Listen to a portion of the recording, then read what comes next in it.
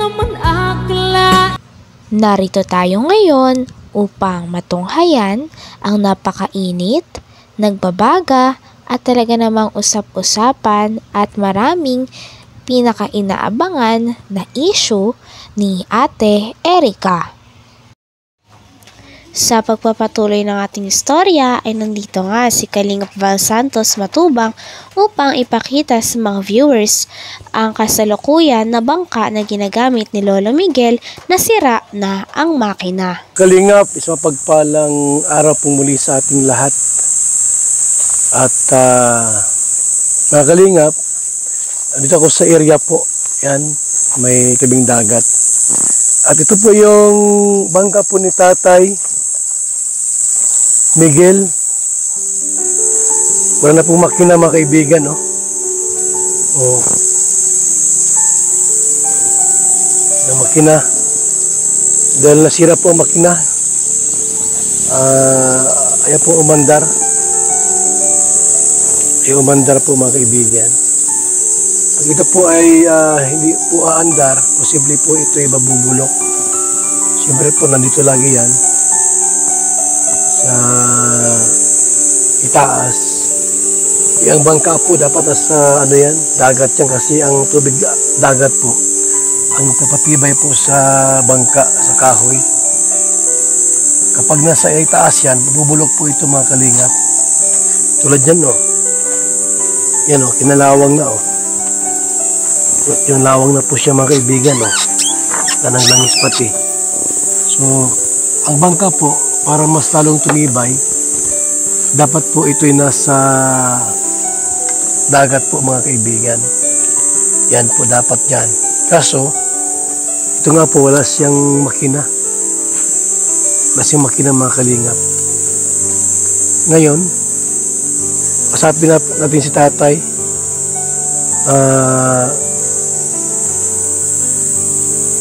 Miguel. So ito mga Kalingap po, yung dagat po dito. Ayan, ito yung dagat po. So malapit lang po mga Kalingap, no? Medyo hibas ngayon. Ganda ng lugar dito, oh. Yung ganda ng lugar mga Kalingap po. Medyo hibas nga lang po mga Kalingap. Yan, oh. Yan po ano yung bangkaan niya. Pag nabilang po natin ng makina. So, pwede na siya maglaot dyan. Anytime pwede siya maglaot pagka magandang panahon. So, yan po, no? Doon tayo kina Tatay Miguel, kusapin natin. Itong, ano po, bangka niya po, paano ito, ano, muling paandarin at magamit po niya para makapanglaot po siya mga Kalingap. So, yung makina po, wala rito. Nasa kanila po kasi nga po ay sira nga po ito mga kaibigan. Punta tayo doon. Hindi na Tatay, ano. Pagkatapos nga ipakita ni Kalingap Val ang bangka ni Lolo Miguel sa mga manonood, ay binisita niya ng muli si Lolo Miguel sa kanilang bahay.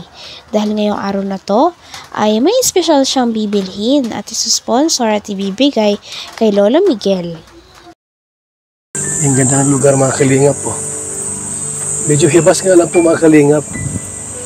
Yan, o. Yan po ano yung bangkaan niya. Pag nabilang po natin ng makina. So pwede na siya maglaot dyan. Anytime pwede siya maglaot pagka magandang panahon. So yan po, no? Doon tayo kina Tatay Miguel, kusapin natin. Itong ano po, bangka niya po, paano ito, ano, muling paandarin at magamit po niya para makapanglaot po siya mga Kalingap. So yung makina po, wala rito. Nasa kanila po kasi nga po ay sira nga po ito mga kaibigan. Punta tayo doon. Hindi na Tatay, ano.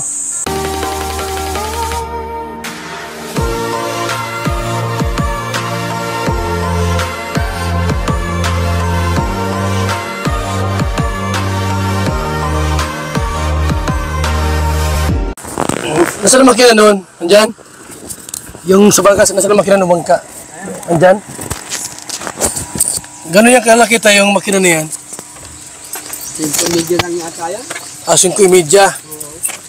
Pero malakas na rin yan. Isa din yan. Kaya lang medyo hirap-hirapin na. Magkano ba ngayon ang makina, tay? Ha? Magkano ang makina ngayon ganyan?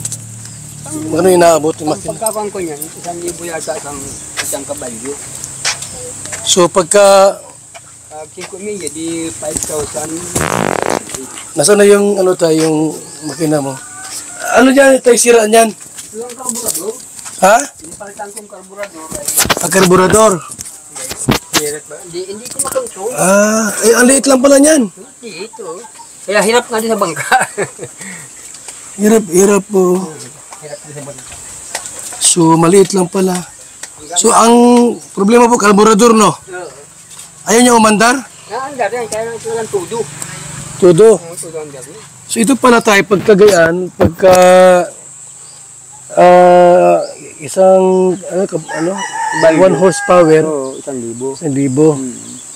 Yan, 5 milya, 5 mil, 1, 5,500. 5,500. Pero maliit siya. Hindi pwede sa bangka mo yan. Hirap nga, hirap. Hirap yan, no? Saan tayo binili to? Wala ba tuloy ko dait lang. Marunong kang tumingin sa makina? Ayo. Pwede tayo, sumama ka sa akin? Mag-canvas tayo? Magbihis ka? Oo, balikan lang tayo. Balikan lang. Kasi magbihis ka tayo. Para makita natin yung ikaw Dito nga ay talagang makikita natin kung gaano kabait si Kalingap Val Santos Matubang dahil bibilhan niya ng bagong makina sa bangka si Lolo Miguel nang sa ganon ay makabalik na siya sa pagtatrabaho at magamit niya na muli ang bangka na inihandog sa kanya ng buong Kalingap. lang tayo. Balikan lang. Kasi magbihis ka tayo. Para makita natin yung ikaw nakakalam naman bangka ay. Yung magandang klase. Ang tekamakon yun, yung city media. O tara po, tay. Matingin tayo kung magkakano po sa dait. At sa dait baga, medyo may presyo yan ay. Ang Kalingap. So, kami po ipupunta po ng dait. Isama ko si tatay sa sasakyan po natin. Mabihis po muna siya. Kasi mapadait tayo, mapabayan. At makanbas kami ng makina para sa kanyang bangka. Yung medyo malaki-laki na pong makina. Kasi medyo maliit yun.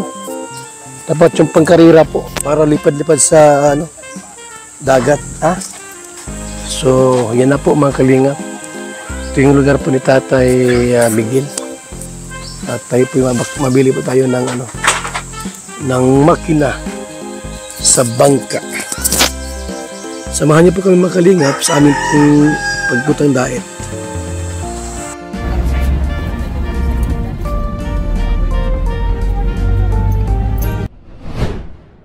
Bibiis dolor tayo bibili. And bibiis dolor ng Honda po. Makina sa bangka, sir, Honda. Makina sa Honda. Bangka. Meron daw dito.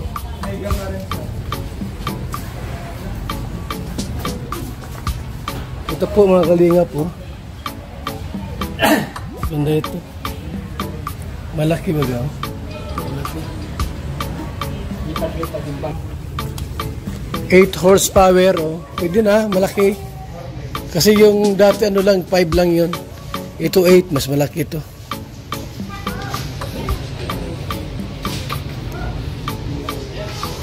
Mabuti may bakante rito.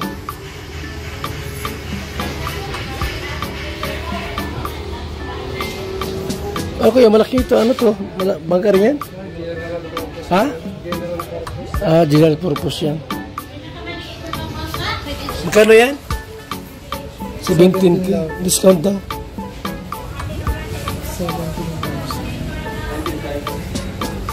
Magkano?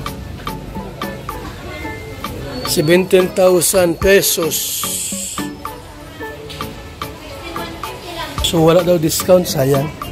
17,000. Bali 17 lahat. 17,000.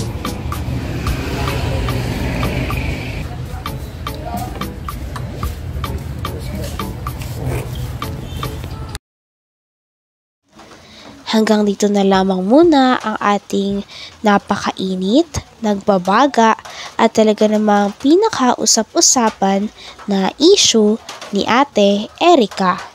Maraming salamat sa inyong panonood. Hanggang sa muli.